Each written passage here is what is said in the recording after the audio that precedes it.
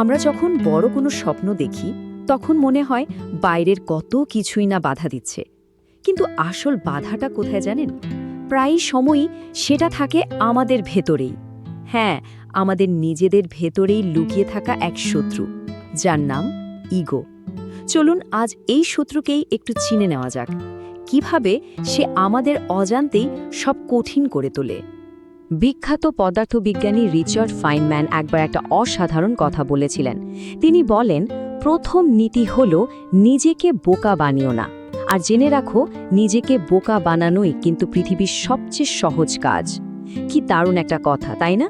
এই যে নিজেকে বোকা বানানো, এই ফাঁদেই আমরা সবচেয়ে বেশি পড়ি। আর আমাদের ইগো, সে তো এই কাজে একেবারে উস্তাদ। তো শত্রুর সাথে লড়তে হলে তো আগে তাকে চিনতে হবে, তাই না? চলুন একটু গভীরে গিয়ে দেখি এই ভেতরের শত্রুটাকে আমরা কিভাবে চিনতে পারি। প্রথমেই একটা বিষয় পরিষ্কার করে নিই, এখানে ইগো বলতে কিন্তু আমরা মনোবিজ্ঞানী ফ্রয়েডের বলা ইগোর কথা বলছি না। আমরা বলছি সেই ইগোর কথা যা আসলে নিজের গুরুত্ব নিয়ে একটা ভুল ধারণা তৈরি করে।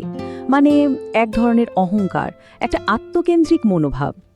ব্যাপারটাকে আরেকটু সহজ করে ভাবা যাক।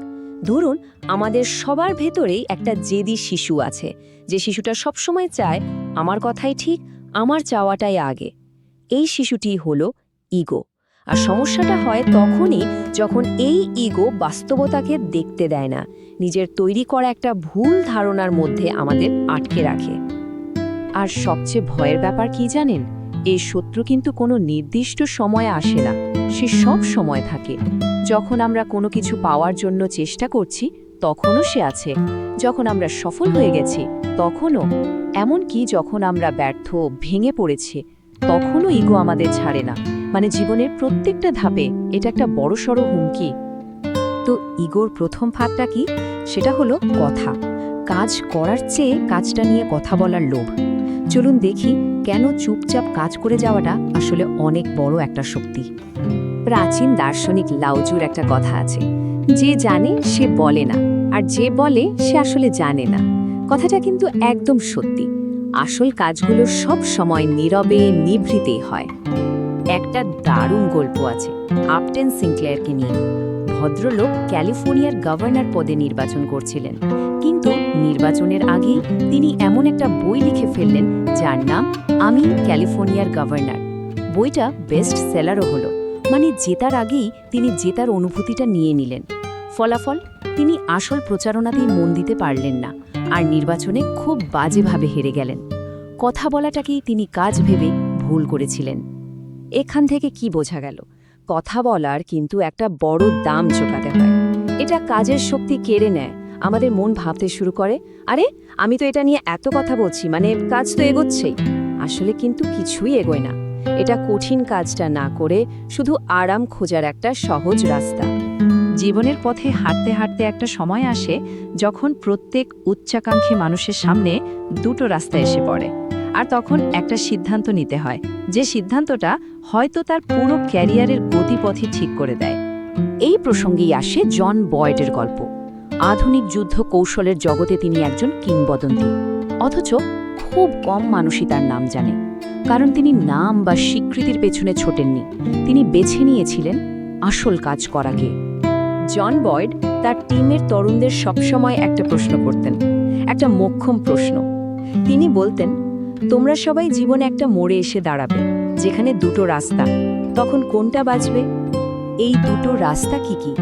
প্রথমটা হলো কিছু একটা হওয়ার রাস্তা, মানে বড় পদে যাওয়া, নাম কামানো, সবার নজরে থাকা, যার জন্য অনেক আপোস করতে হয়।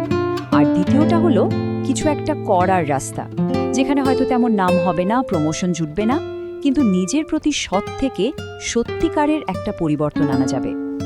বেশ, ধরা যাক কিছু একটা করার পথটাই বেছে নেওয়া হলো, কিন্তু সেই পথে চলার জন্য সবচেয়ে জরুরি জিনিসটা কি? সেটা হলো অহংকারকে বশে রাখা, আর তার সেরা ওষুধ হলো বিনয়। দার্শনিক এপিকটিটাসের একটা কথা আছে, যে মনে করে সে সব জানতা, তাকে নতুন কিছু শেখানো অসম্ভব। ইগোর সমস্যাটা ঠিক এখানে। সেভাবে আমি তো সবই জানি, আর এই ভাবনাটাই নতুন কিছু শেখার দরজাটা বন্ধ করে দেয়। তাই আজীবন ছাত্র থাকাটা খুব জরুরি। মেটালিকা ব্যান্ডের গিটারিস্ট কির্ক হ্যামেটের গল্পটা ভাবুন।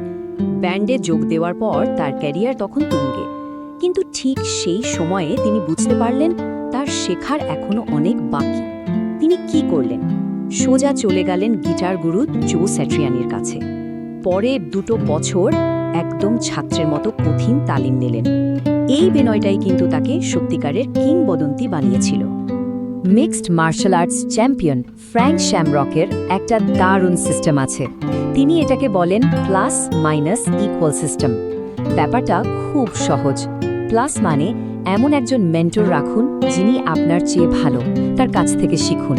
মাইনাস মানে এমন কাউকে শেখান যে আপনার থেকে কম জানে, এতে নিজের ধারণা পরিষ্কার হয়। আর ইকুয়াল মানে এমন একজন বন্ধু বা প্রতিদ্বন্দ্বী রাখুন যে আপনার সমান, তার সাথে নিজেকে চ্যালেঞ্জ করুন। এই সিস্টেমটা ইগোকে দূরে রাখে আর শেখার প্রক্রিয়াটাকে চালু রাখে। আচ্ছা, এবার একদম শেষ পর্যায়ে চলে এসেছি। এখানে আমরা খুব জনপ্রিয় একটা ধারণাকে একটু প্রশ্ন করব। আমাদের সবসময় বলা হয় নিজের প্যাশনকে ফলো করো, কিন্তু কি হবে যদি এই প্যাশন জিনিসটাই আসল সমস্যা হয়? চারিদিকে শুধু একটাই কথা, ফাইন্ড ইয়োর প্যাশন। কিন্তু এই প্যাশন বা আবেগ জিনিসটা কিন্তু খুব ঠুনকো হতে পারে। আজ আছে, কাল নেই। এই আবেগের বশে নেওয়া সিদ্ধান্তগুলো অনেক সময় আমাদের ভুল পথে নিয়ে যায়। এলিনর রোজভেল্টের একটা ঘটনা আছে। একবার একজন তার কাজের খুব প্রশংসা করে বলেছিলেন, আপনি কি দারুণ প্যাশন নিয়ে কাজটা করেন। উত্তরে রোজভেল্ট খুব শান্তভাবে বলেছিলেন, আমার মনে হয় না প্যাশন শব্দটা আমার জন্য ঠিক। তাহলে তাকে কি চালাতো? আবেগ নয়, তাকে চালাতো একটা উদ্দেশ্য, একটা পারপাস, যুক্তি আর স্থির লক্ষ্য। দেখুন, প্যাশন আর পারপাসের মধ্যে কিন্তু আকাশ পাতাল তফাৎ। প্যাশন হলো নিজের ভালো লাগা, যেটা হঠাৎ জ্বলে ওঠে আবার নিভেও যায়, এটা পুরোপুরি আবেগ দিয়ে চলে। আর পারপাস, সেটা নিজের চেয়েও বড় কোনো কিছুর জন্য। এটা আবেগের ঝড় নয়, এটা একটা স্থির আলো যা যুক্তি আর কমিটমেন্ট দিয়ে চলে। আর যখন সব কিছু কঠিন হয়ে যায়, তখন কিন্তু এই পারপাসটাই আমাদের পথ দেখায়। তাহলে চলুন জন বয়েডের সেই মূল প্রশ্নটা দিয়েই শেষ করা যাক। জীবন তো আসলে প্রতিদিন আমাদের সামনে একটা প্রশ্ন রাখে, আমরা কোনটা বেছে নেব, কিছু একটা হওয়া নাকি কিছু একটা করা। এই একটা সিদ্ধান্তের ওপরে কিন্তু আমাদের পুরো যাত্রার গল্পটা নির্ভর করছে।